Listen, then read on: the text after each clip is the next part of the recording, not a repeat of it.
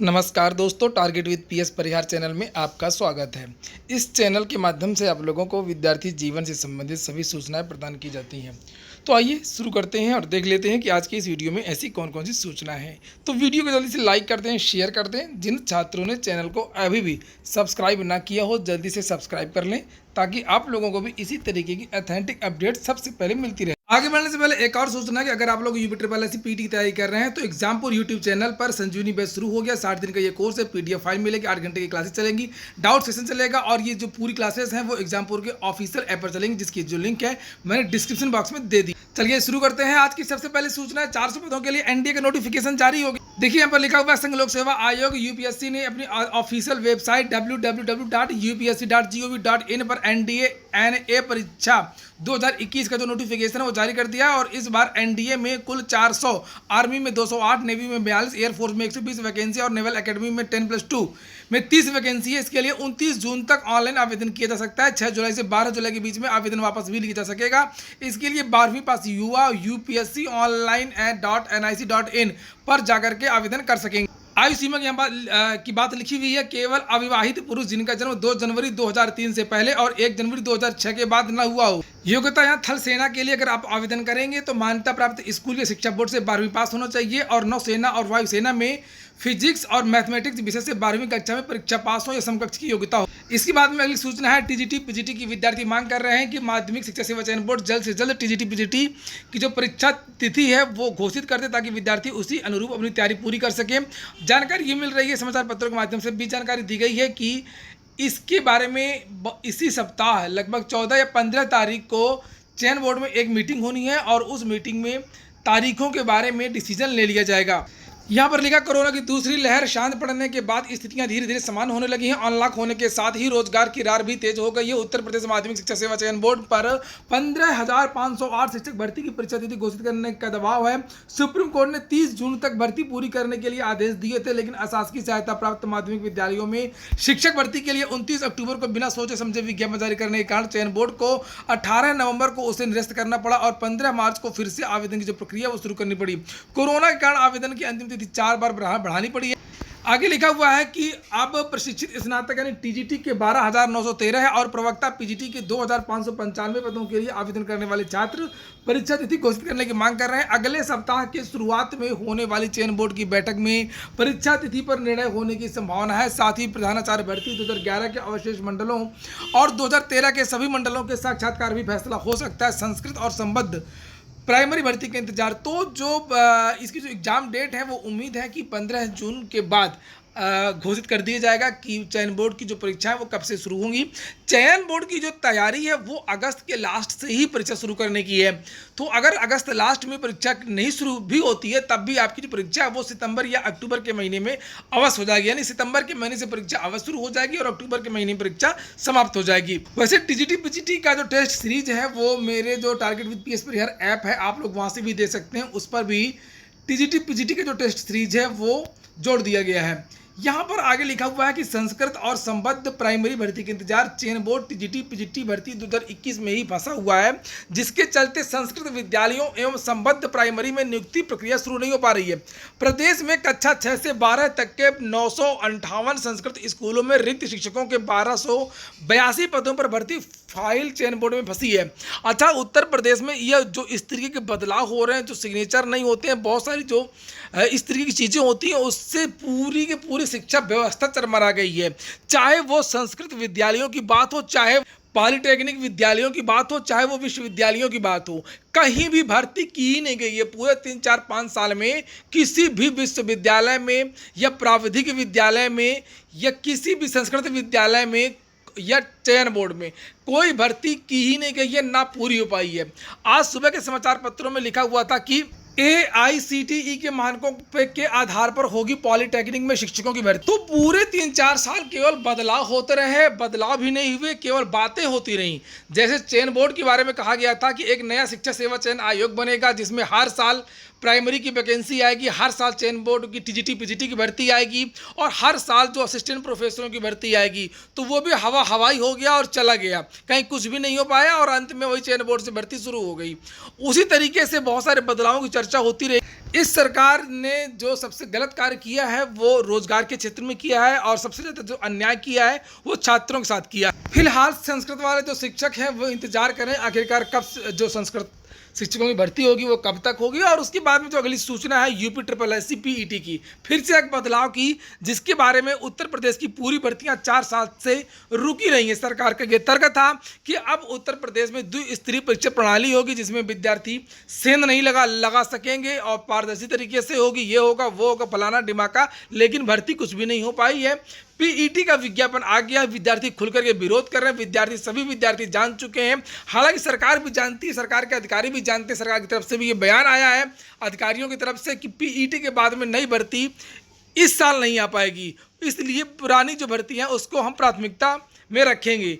और विद्यार्थियों का कहना है कि जो PET की परीक्षा है अब उसको सरकार जल्द से जल्द रद्द करके सीधे भर्तियों का विज्ञापन जारी कर दे, वनडे एग्जाम का। चूंकि ज़्यादातर जो परीक्षाएं हैं उनमें इंटरव्यू तो है ही नहीं, हटा दिया गया है।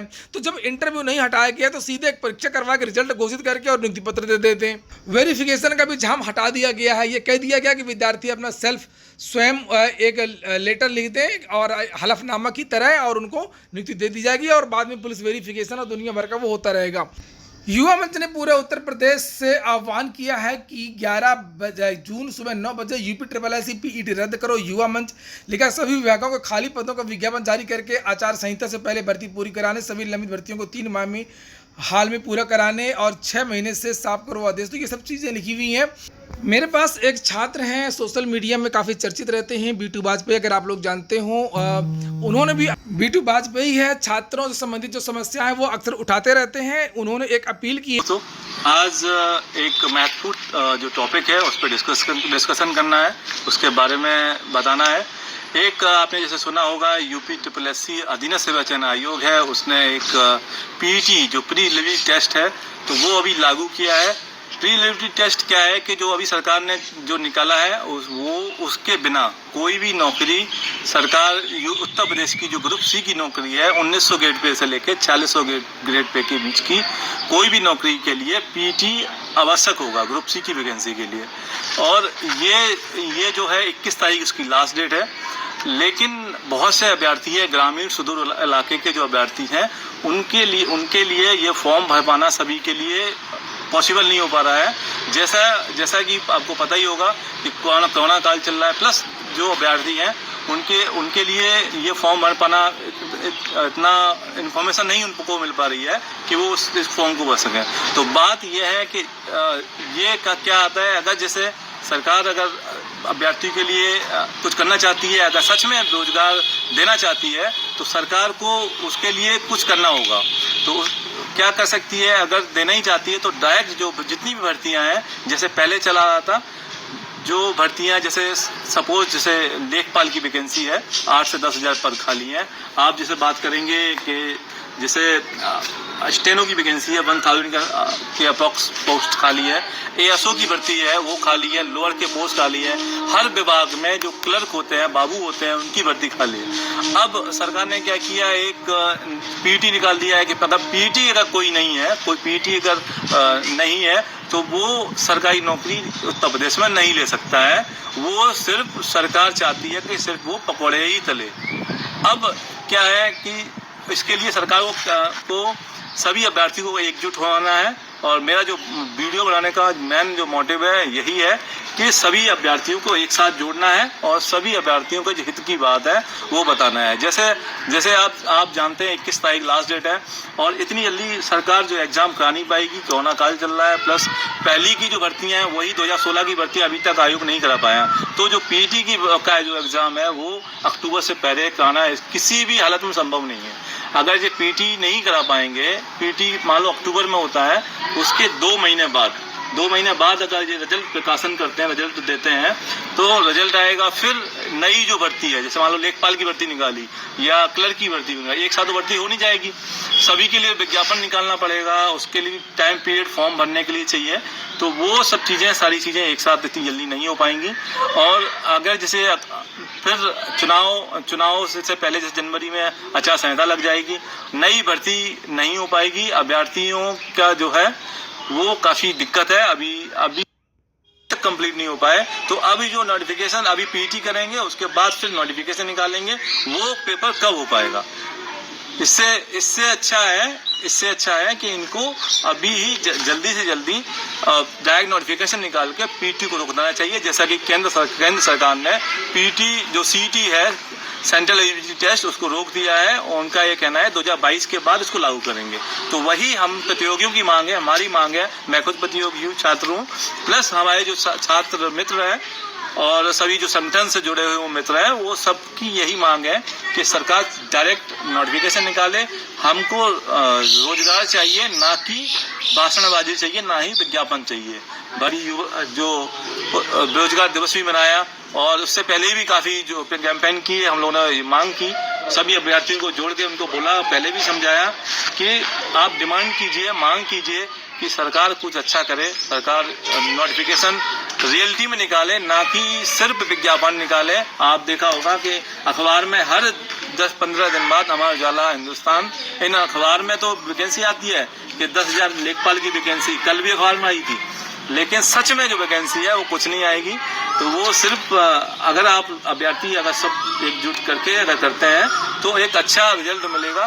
सो 11 जून को हम लोगों ने प्रस्तावित किया है, सभी जो संगठन है, सभी छात्र हैं, प्रतियोगी छात्र, सभी ने मिलके ये 11 जून 9 बजे पीटी के विरोध में एक अभियान चला रहे हैं। आप लोग भी उससे जुड़िए और सभी से मैं रिक्वेस्ट करता हूं कि आप सभी अभ्यर्थी उसमें जुड़ें, अपने भविष्य के बारे में सोचें। सभी अभ्यर्थियों से मेरा यही कहना है कि सभी ट्विटर अभियान चलाया जा रहा है, ट्विटर अभियान से जुड़े हैं, क्योंकि अभी कोरोना काल चल रहा है। अगर कोरोना काल नहीं होता तो आयोग या बाहर कहीं आयोग या लखनऊ में धरने का हम लोग प्लान करते, कुछ करते, लेकिन अभी ये सिचुएशन ऐसी नहीं है।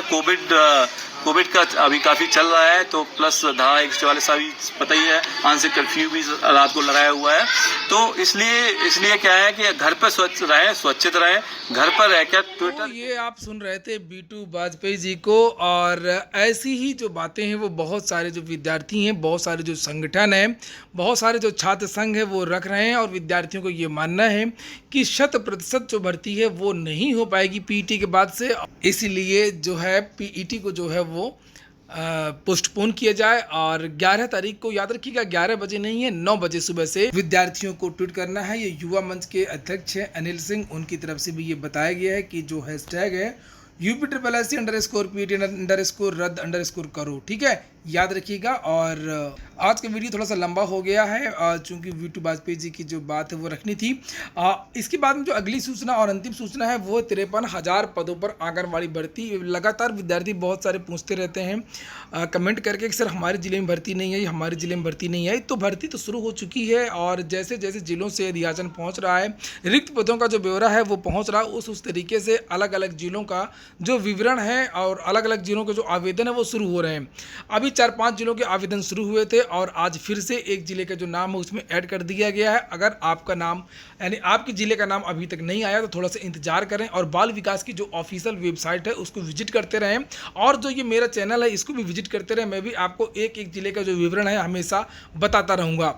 ये देखिए लिखा यूपी के अलग अलग जिलों और शहरों में आंगनबाड़ी भर्ती के लिए आवेदन की प्रक्रिया जारी है। एक के बाद एक जिले के आवेदन फॉर्म ऑफिशियल वेबसाइट बाल विकास UP.gov.in पर ऑनलाइन जारी हो रहे हैं। उत्तर प्रदेश सरकार के बाल विकास सेवा एवं पुष्टाहार विभाग ने बुधवार को सहारनपुर में स्थित आंगनबाड़ी में भर्ती के लिए जो आवेदन की प्रक्रिया वो शुरू कर दी है। सहारनपुर के आवेदन की जो लास्ट डेट है वो 23 जून है।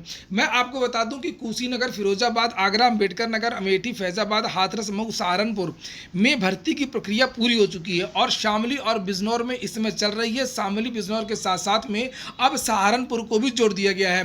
तो लगभग 15 से 20 जिलों में जो आवेदन प्रक्रिया है वो हो चुकी है, और अब आपके ज़िले का भी नंबर आएगा। जिन विद्यार्थियों के ज़िले का नाम नहीं है तो उनका भी ज़िला ऐड होगा, इसलिए आप लोग अपडेट रहें। और जो आंगनवाड़ी भर्ती की जो योग्यता है वो मिनिमम तो हाई स्कूल है, लेकिन उस बार जो एकेडमिक के आधार पर चयन होगा, हाई स्कूल, इंटर और ग्रेजुएशन के नंबर जोड़े जाएंगे। आयु की अगर बात करें तो कम से कम 21 साल की और ज़्यादा से ज़्यादा 45 साल की। अगर आपको आवेदन करना है तो अपना जो आय प्रमाण पत्र है वो जरूर बनवा करके रखें। गरीबी रेखा से नीचे वाले जो लोग हैं उनको इसमें वरीयता दी जाएगी। तो ठीक है दोस्तों, ये हो गया आज का वीडियो। अगर आपको अच्छा लगा, आपके काम का हो तो वीडियो को लाइक अवश्य कर दें और इस वीडियो को आप लोग ज़रूर शेयर कर दें ताकि ज़्यादा से ज़्यादा लोगों को पीईटी के बारे में और बहुत सारी जो जानकारियाँ वो मिल सकें। पूरा वीडियो सुनने के लिए बहुत बहुत धन्यवाद।